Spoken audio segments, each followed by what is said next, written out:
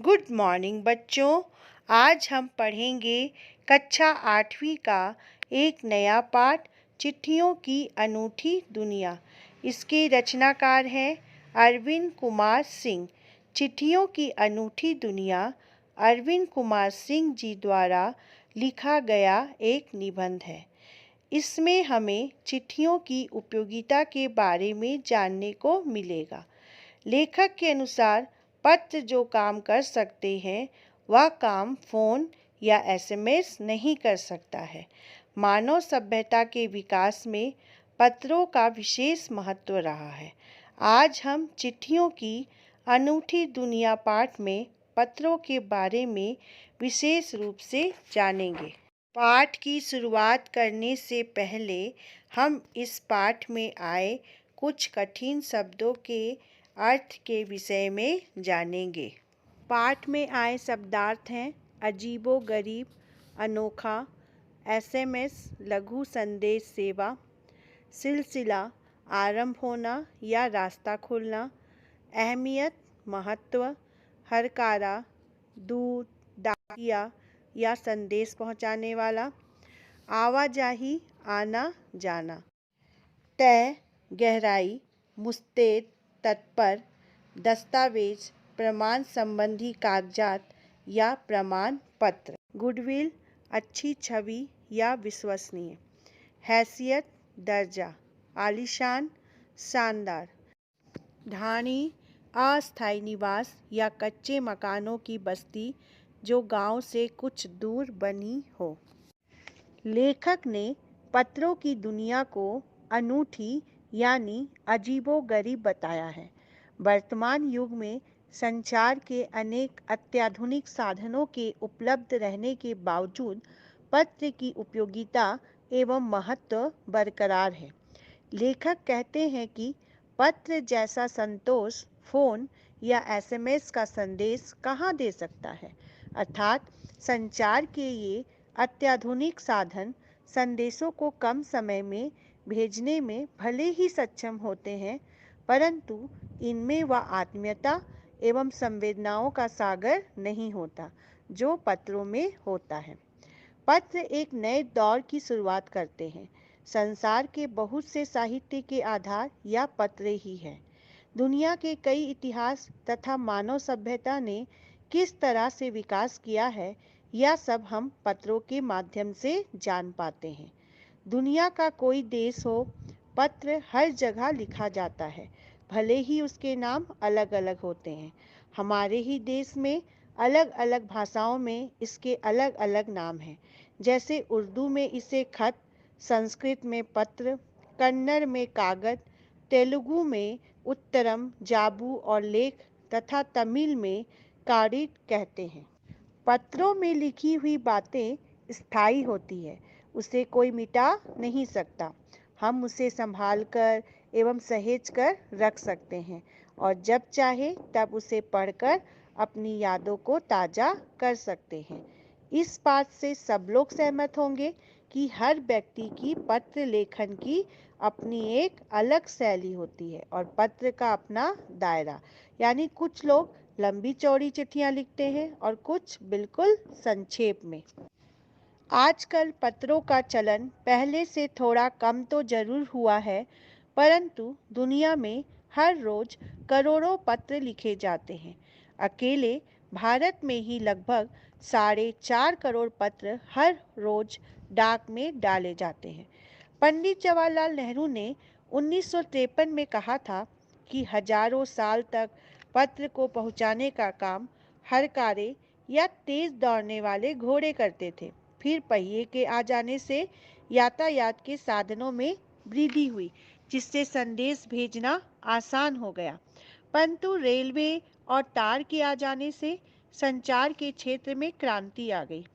तार के माध्यम से लोग बहुत ही कम समय में संदेश भेजने का काम करने लगे। अभी भी संदेश के क्षेत्र में विकास का सिलसिला अनवरत रूप से जारी है। 20वीं शताब्दी में पत्र ने एक कला का रूप ले लिया। पत्र संस्कृति के लिए विशेष प्रयास किए गए। पत्र लेखन को बढ़ावा देने के लिए इसे स्कूली पाठ्यक्रम में शामिल किया गया।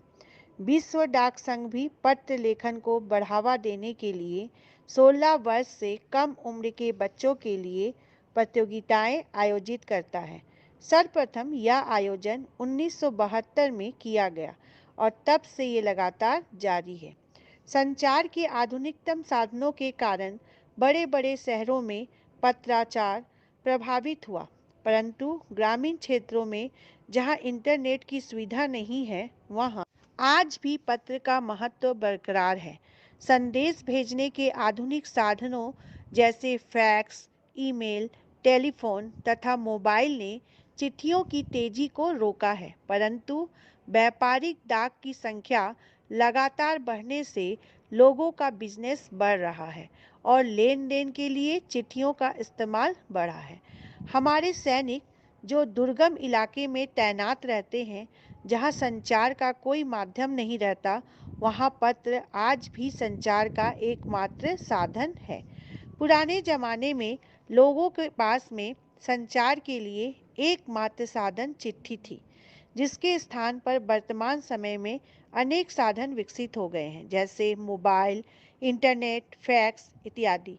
परंतु आज भी ऐसे लोगों की कमी नहीं है जिन्होंने अपने पूर्वजों की चिट्ठियों की विरासत अपने पास सहेज कर धरोहर के रूप में संभाल कर रखा है। इन चिट्ठियों में से कितनी ही चिट्ठियां जो किसी लेखक, पत्रकार, उद्यमी, कवि, प्रशासक, सन्यासी एवं किसानों द्वारा लिखी गई है, जो आज के वर्तमान परिवेश में शोध यानी खोज के विषय है। यदि पंडित नेहरू के समय में संचार के आधुनिक साधन रहे होते, तो शायद हम उनके लिखे हुए पत्रों को, जो उन्होंने अपनी पुत्री के लिए लिखे थे, जो वर्तमान में पुस्तक के रूप में सहेज कर रखे गए हैं और जिन्हें पढ़कर पाठकगण प्रेरणा पाते हैं, उससे वंचित रह जाते। पंडित जवाहरलाल नेहरू आज़ादी की लड़ाई के समय जेल में थे। तब उन्होंने इंदिरा गांधी के नाम बहुत से पत्र लिखे थे, जो आज पुस्तक के रूप में उपलब्ध है, जिसे पढ़कर आज के युवा प्रेरित होते हैं। पत्रों को हम यादगार के रूप में संभाल कर रख सकते हैं, एसएमएस संदेशों को नहीं। यह मैसेज इतनी स्पीड से आते हैं कि इन्हें संभाल कर रखना संभव नहीं होता। संसार में प्रसिद्ध लोगों की सबसे बड़ी धरोहर उनके द्वारा लिखे पत्र ही होते हैं। दुनिया में ऐसे कई संग्रहालय हैं जहां विश्व प्रसिद्ध हस्तियों के पत्रों का अनूठा संकलन सहेज कर रखा गया है। इस मामले में महात्मा गांधी का स्थान सर्वोपरि है। गांधी जी की लोकप्रियता का अंदाजा इस बात से लगाया जा सकता है कि उनके पास दुनिया के तमाम देशों से पत्र आते थे, जो केवल महात्मा गांधी इंडिया लिखे होने के बावजूद गांधी जी जहां भी होते, पत्र उन तक पहुंच जाते थे। इन पत्रों का जवाब देने में भी गांधी जी का स्थान सर्वोपरि था। वे तुरंत इन पत्रों का जवाब लिख देते थे। दाहिना हाथ थक जाता तो बाएं हाथ से लिखते। पत्र पाने वाले इन पत्रों को किसी प्रशस्ति पत्र से कम नहीं समझते। कितनों ने तो इसे फ्रेम कराकर अपने पास सहेज कर रख लिया। यह पत्रों का जादू ही तो है, जो पढ़ने वाले पर गहरा प्रभाव छोड़ता है। पत्रों के आधार पर दुनिया के अनेक भाषाओं में कई पुस्तकें लिखी जा चुकी है। सुमित्रा नंदन पंत जी द्वारा हरिवंश राय बच्चन जी के नाम लिखे गए 200 पत्र और सूर्यकांत त्रिपाठी निराला के पत्रों को हमको लिखियो है नामक पुस्तक में संकलित किया गया है, तथा पत्रों के आईने में दयानंद सरस्वती समेत कई अन्य महान हस्तियों द्वारा लिखे गए पत्र पुस्तक के रूप में उपलब्ध हैं, जिन्हें पढ़कर हम प्रेरणा पाते रहते हैं। इसी प्रकार 1915 से 1941 के बीच गांधी जी और रविन्द्रनाथ टैगोर के बीच के पत्राचार का संग्रह महात्मा और कवि नामक पुस्तक में प्रकाशित हुआ। वैसे तो पत्राचार की परंपरा बहुत पुरानी है, परंतु इसका असली विकास आज़ादी के बाद ही हुआ। संचार के तमाम साधनों में सबसे ज़्यादा विश्वसनीय डाक विभाग है। इसका कारण है कि इसकी पहुंच घर घर तक होती है। चाहे किसी भी वर्ग का व्यक्ति हो या किसी भी क्षेत्र में रहता हो, चाहे वह शहर के आलीशान महल में रहने वाले लोग हों या पहाड़ी लोग हों, मछुआरे लोग हों या राजस्थान प्रांत के निवासी, सभी के पास उनका पत्र आसानी से पहुंच जाता है। हर रोज करोड़ों लोग पत्र भेजने या मनी ऑर्डर भेजने के लिए डाकघर जाते हैं। यानी डाकघर की भूमिका सिर्फ पत्र पहुंचाने तक ही सीमित नहीं है, बल्कि वैसे लोग जो शहरों में कमाते हैं और वहां से मनी ऑर्डर भेजते हैं, जिससे उनके घर में चूल्हे जलते हैं, या मनी ऑर्डर डाकघरों से ही भेजे जाते हैं। गांवों और बस्तियों में चिट्ठियों एवं मनी ऑर्डर को पहुंचाने वाला डाकिया देवदूत का रूप माना जाता है।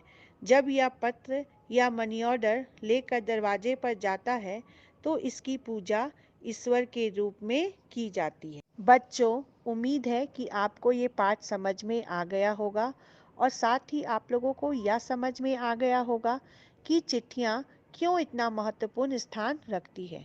और आप ये भी समझ गए होंगे कि क्यों आपके पाठ्यक्रम में पत्र को हमेशा शामिल किया जाता है और क्यों आपकी परीक्षा में पत्र लेखन से सवाल किए जाते हैं। तो बच्चों, ये पत्र लेखन की जो कला है वो हमेशा कायम रहे, विलुप्त ना हो, इसके लिए ये भी ज़रूरी है कि आप सब पत्र लेखन करते रहें अपने दोस्तों को, अपने रिश्तेदारों को। फ़ोन पर बात करने से ज़्यादा आप चिट्ठियों को महत्व दें, क्योंकि आप जब लिखी हुई चिट्ठियाँ वर्षों बाद पढ़ोगे तो आपको खुद में वह फीलिंग्स, माहौल याद आएंगे और आप अच्छा महसूस करोगे। फ़ोन में की गई बात स्थायी नहीं होती। आप हाथ से लिखी हुई चिट्ठियों को हमेशा सहज कर रख सकेंगे और आने वाली पीढ़ी को दिखा सकेंगे। तो पत्र लेखन की कला विलुप्त ना हो, इसके लिए आप सभी पत्र लेखन करें।